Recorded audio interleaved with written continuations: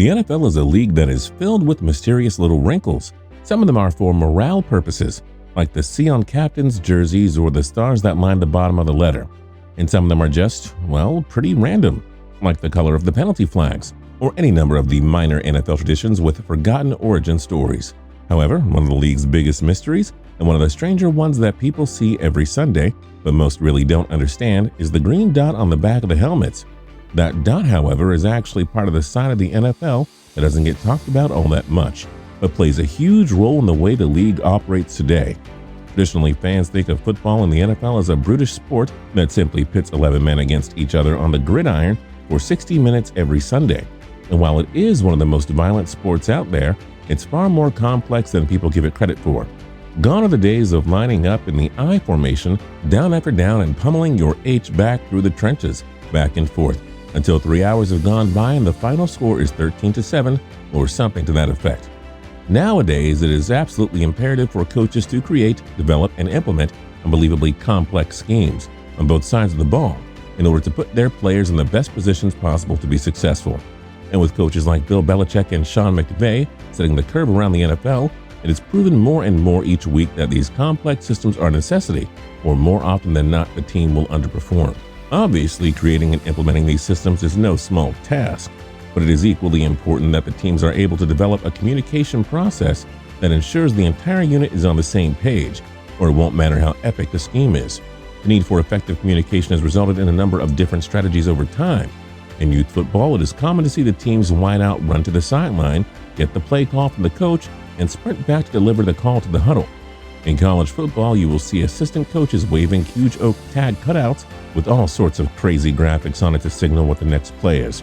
In the NFL, there is no shortage of communication strategies, depending on the game scenario, and they're all much more intricate than the wide receiver sprinting to and from the sideline with the play call. Sometimes you will see a team with an experienced quarterback break into the no-huddle offense, and the quarterback will start calling the plays at the line of scrimmage based off of what he sees from the opposition. Sometimes you will see the coaches progress through a series of gestures and signals towards the field. And while you may see some high-level youth or college football programs utilizing these kinds of play-calling strategies, there is one piece of NFL technology that is almost exclusively leveraged at the sport's highest level. That would be the coach-to-player communications devices that every team in the NFL now uses. Although today's radio devices are very technologically advanced, there have been many different iterations of this technology throughout the NFL's history. It dates all the way back to 1956, when two Ohio investors named John Campbell and George Sarles presented Hall of Fame Cleveland Browns coach Paul Brown with a headset that they invented, which would allow him to radio plays to his quarterback. At the time, the coaching standard was to send in play calls with the substitute players as each play turned over, so offering Brown the ability to place a device directly in the quarterback's helmet and relay the plays to him directly offered a degree of utility that was unheard of in 1956. The Browns secretly tested out their new communication system in an exhibition game against the Detroit Lions and immediately noticed an improvement in the team's ability to push the tempo of the game and communicate effectively. The Lions coaching staff was befuddled, wondering how Coach Brown was able to get his plays in without substituting like he normally did. But the mystery was eventually solved when someone spotted the transmitter behind a wooden light post on the Browns sideline. The result? A number of other teams frantically began developing their own units, but none of them were able to create one that was even close to how effective the device that Campbell and Sarles developed were the Browns. And it wasn't like Campbell and Sarles' device was perfect by any stretch of the imagination. There are legendary tales of the device picking up nearby signals from various sources like local taxi dispatchers or radio stations instead of the plays from the coaching staff, which, as you can imagine, caused a lot of dysfunction. An urban legend cited by Mark Betchel in the MMQB says that the Browns stopped using their helmet radio technology when their quarterback called timeout, took off the helmet, and reported to Brown, "Coach, some guy just got stabbed over on Fifth Avenue." And while this is a charming anecdote, others claim that the Browns would continue to use the radio helmet technology in at least 3 more games before the NFL Commissioner Burt Bell banned its use across the league.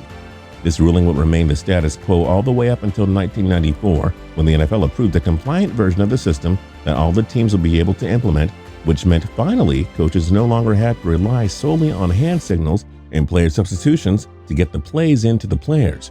The league implemented the change on the heels of a failed attempt to speed up the game that it had rolled out the previous season, when it lowered the play clock from 45 to 40 seconds. Although common sense dictates that a shorter play clock should have sped up the game, the teams consistently called more timeouts because they kept running out of time when they were sending their substitutions in and out with the players. Marty Schottenheimer, the then coach of the Kansas City Chiefs, estimated that the new system did reduce the need for timeouts, saving teams between 8 and 15 seconds on play calls. The original reintegration of the helmet radios came with some pretty basic stipulations. The league's rules dictated that only quarterbacks could have the radio receivers in their helmets, and that they could only communicate with the coaches. The quarterback's helmet features a receiver and a speaker, but no microphone. Coaches seated in press-level booths couldn't reach the quarterback through his helmet. Additionally, there was a caveat that the radio signal needed to be shut down during the last 15 seconds of the 40-second play clock so that the coach couldn't just relay information on the defense's alignment from what he or another coach in the press box saw. Somewhat expectedly, a race began amongst the hyper-competitive NFL teams to try and find the best way to take advantage of the new system. Let's face it, teams will always do what it takes to get that extra advantage, and following the implementation of these communication systems, they became desperate to try and decode the opposition's defensive signals before actually running the play. Any way that they could go about finding an extra 15 seconds of coach-to-quarterback communication, they were sure to do it, and there were actually a few ways that the teams would go about trying to manipulate the communication systems. Teams tried to reprogram their radio system to remove the cutoff official from the equation, sending signals directly from the coach's headset to the quarterback's helmet, or some teams would try to accomplish this by modifying the equipment in the booth. One offensive assistant spoke anonymously to ESPN's Mike Sando about this phenomenon back in 2007 when the New England Patriots, no shocker there, were coming under fire for tampering with the communications equipment. If you are a head coach and your job is in jeopardy, screw it, the offensive assistant said. If you get 2 more wins, you save your job. The same coach said he knew of one team that equipped its backup quarterback with a device that allowed the backup to feed information to the starter after the 15-second cutoff. Some teams even took an offensive approach, and instead of trying to improve their communications or work around the 15-second cutoff, they focused their efforts on interfering with the opponent's wires between the sideline and the press box, a practice commonly referred to as jamming the opposition's signals. The NFL kept its radio communications policy largely the same for over a decade, until 2008, when it was announced that they would be expanding the rule to help support the defenses. The decision came shortly after several NFL players experimented with the new technology during OTAs and minicamps that year, including linebacker David Thornton, who would go on to be the primary Titans defensive player to be equipped with the coach-to-defense technology that season. Thornton explained that he felt it was the equitable choice to give the defense a similar system that the offenses had been using for so long. "I really enjoyed it," says Thornton. "I think it evens things out a little bit. Hopefully it will let us communicate a little better on Sundays." For the first time, defenses were given the same communicative benefit as their offensive counterparts. Defensive coordinators were responsible for designating a player to wear a live helmet equipped with a Motorola transmitter. The rules were clear. 2 defensive players on each team could have live helmets, but only one of those helmets can be on the field at a time.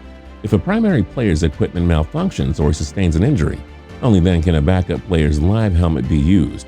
At no time will 2 defensive players from the same team be permitted to wear live helmets, either on the sideline or on the field, after pregame warm-ups or during the game.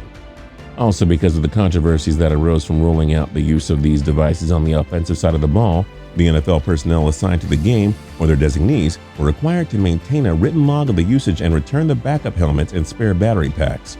The form is then sent to the league office each week for review. One piece of the rule also impacted the offensive side of the ball. Offensive and defensive helmets with the communication capability will be identified with a prominently displayed green dot.